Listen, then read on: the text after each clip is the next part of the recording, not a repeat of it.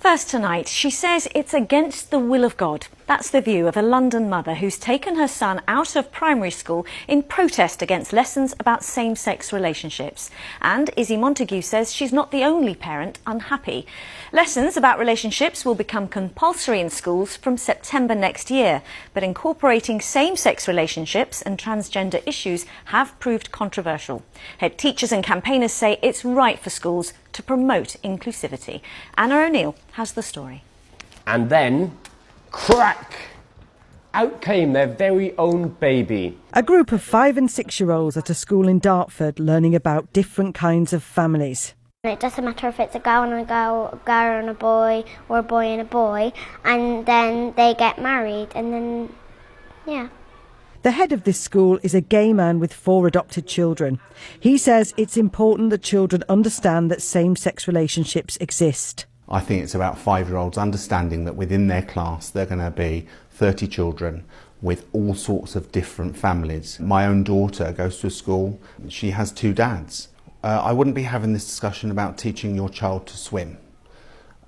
I don't think we should be having this discussion about teaching every child about differences within our society. At the moment, schools can choose to teach about relationships or not. But from next year, relationships education will be compulsory in primary schools, and same-sex relationships could be part of that teaching. Some parents are not happy. This mother took her child out of school because she said it pushed an aggressively gay-friendly agenda. For her, it's a matter of faith. It's not anything like race or age. People are not born gay? I don't believe they are. If you show me a gay gene, just like if you show me any genes such as like race or something indicative that is biological, I do personally believe that there is a biological drive, but because it's not something that you can determine by science to say that somebody is gay, you cannot say, well, somebody is born gay. It's a choice. Her former school told us it teaches tolerance, inclusivity and equality for everybody and encourages all pupils to celebrate their differences. Gay rights campaigners say it's crucial that children learn about different kinds of people in order to be a more tolerant society. We've seen statistics from Stonewall about the amount of children and young people that are attempting to take their own life because they're being bullied for being LGBT.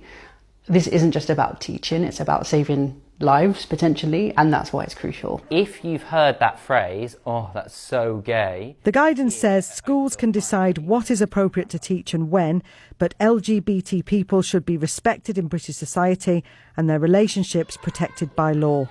Anna O'Neill, BBC London News. Well, with me here is the mum in Anna's report, Izzy Montague, and author Ollie Pike, who's a children's author, as I just said, and campaigns for more education of LGBT plus relationships in school. Welcome to you both. Izzy, you explained in that report there, but can we just clarify, is it the topic itself or the age that it's being taught? The topic itself. I don't personally believe that this is a topic that needs to be taught in school.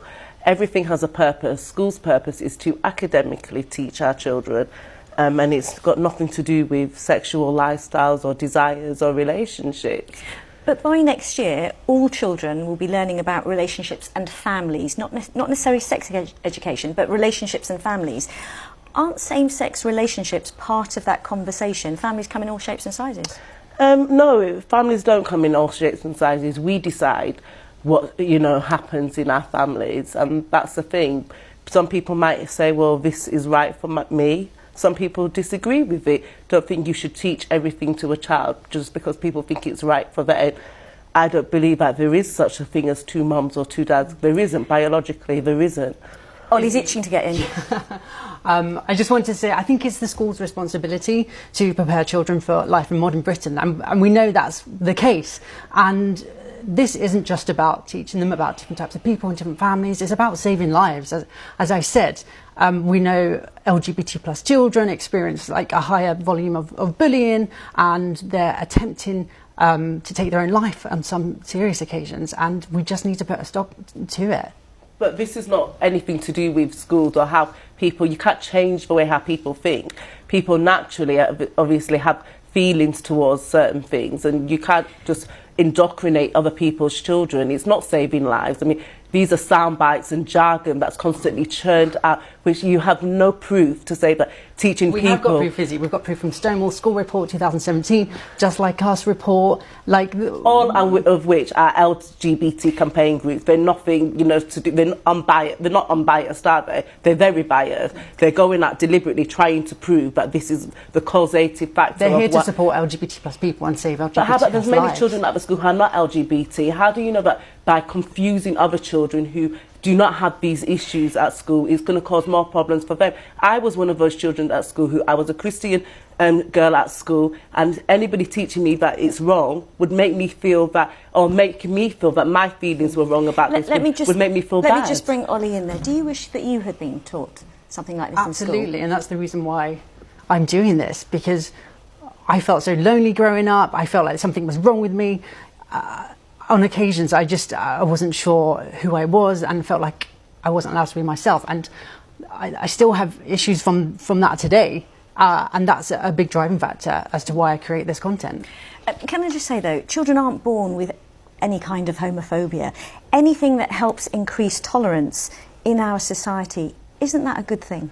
Well, you have to, you know, we have to define homophobia, and we have to make sure that people are understanding what tolerance is. Tolerance is to be able to agree to disagree. This is exactly what's going on in schools at the moment. You have people who are agreeing to disagree. You can't force your agenda onto other people. What you're trying to do. Okay, Izzy, let me give the last point to you, Ollie. We don't want to be tolerated, we want to be accepted, Izzy.